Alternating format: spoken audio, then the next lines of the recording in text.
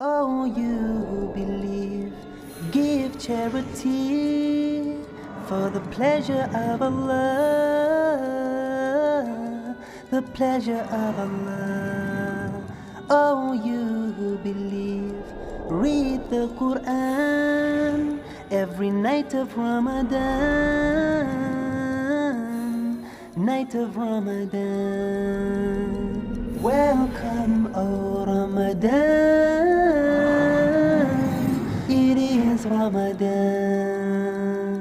it is Ramadan.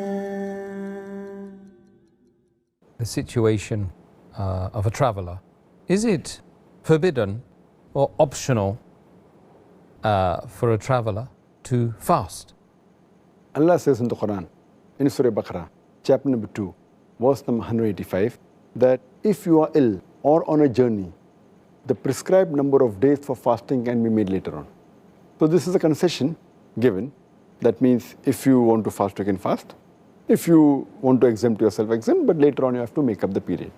Allah subhanahu wa ta'ala here has compared the traveler and kept him or her in the same category as the person who's ill. Because the beloved Prophet Muhammad said, it's mentioned in Sahih Bukhari, volume number 3, hadith number 1804, our beloved Prophet said that traveling is a punishment, or when a person goes on a journey, it's like a punishment. That means it's difficult.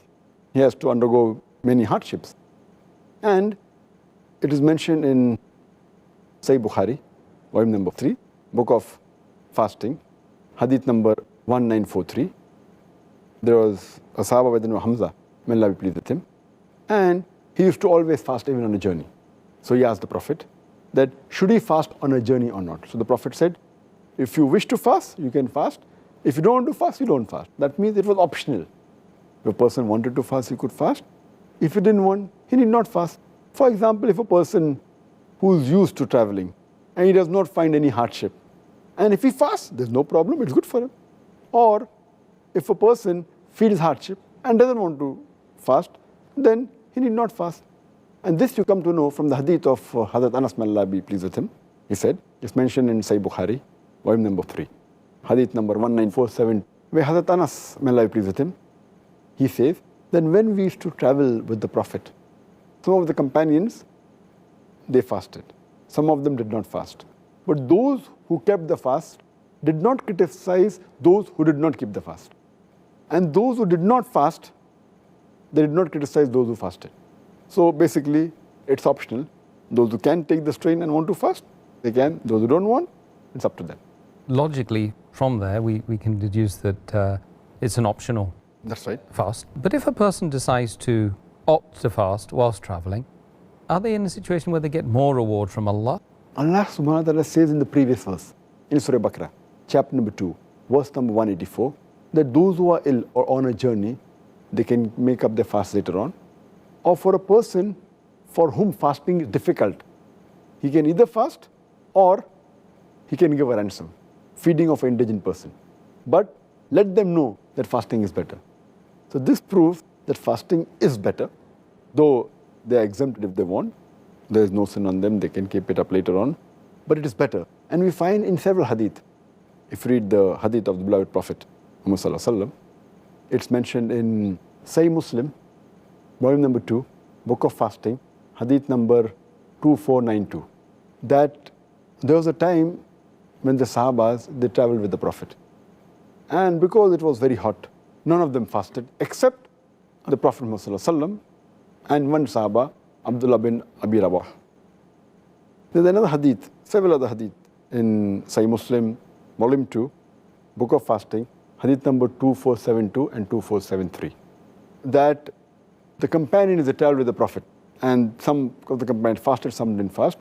And when the Prophet, when he came to know that it was becoming difficult for the companions to fast, he broke the fast. In another hadith, Sahih Muslim, volume number 2, book of fasting, hadith number 2472, once when the Prophet, in the year of the victory of Makkah, he goes to a place along with the Sahabas, and he realizes that some of the Sahabas who were fasting, they were finding it difficult to fast.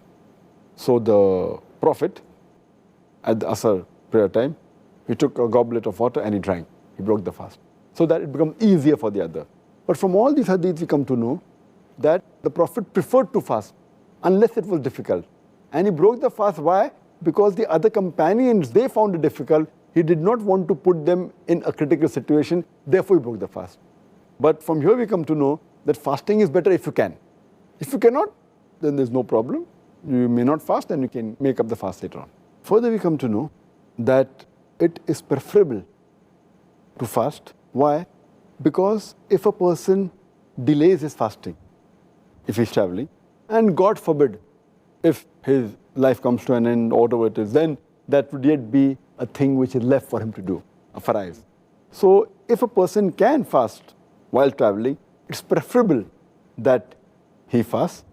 And furthermore, when you're traveling in the month of Ramadan, even the people around you, they fast. So it's easier in that sense. When you come back home and the month of Ramadan is over, and if you individually want to fast when no one else is fasting, it becomes many a times difficult. So that's one of the reasons also, that if you can do it with the hardship and fast while traveling, it's better, and even thawab is more. Excellent. According to hadith of beloved Prophet Muhammad, it's mentioned in a Sahih hadith of Tirmidhi in the book of fasting, hadith number 697. The Prophet said, start your fast with the people who are starting the fast. Means if you live in a country or live in a place, if those people are fasting, you should fast. And break your fast with the people around you when they break the fast. So if he lives in Saudi Arabia, he should start his fast with the people of Saudi Arabia. If in between in Ramadan, if he goes back to his original home in India, then he should fast till the time his people are fasting. And I'm aware that many a time there's a difference of a couple of days. So if he starts his fast 2 days earlier and he goes to India, by the time he finishes his 30 fast, the people of India may yet have 1 or 2 fasts left. But yet he has to continue fasting till the people of India, even though it exceeds more than 30 days. It may be 31, sometimes 32 days. Because the hadith says that fast with the people who are fasting around you and break the fast with the people who are breaking the fast around you. But if it is the vice versa, if he starts the fast in India 2 days late and then comes to Saudi Arabia, then maybe he'll fast 28 days. So in this case, he has to start with the people of India, end with the people of Saudi Arabia, and he cannot fast on the Eid day because it is haram. But after that, he has to at least fast 1 more day, because in any lunar month, it's 29 days. So he should at least fast additional 1 or 2 days to make up for 29 or 30 days, so that it doesn't mean that he has fasted less than the minimum requirement.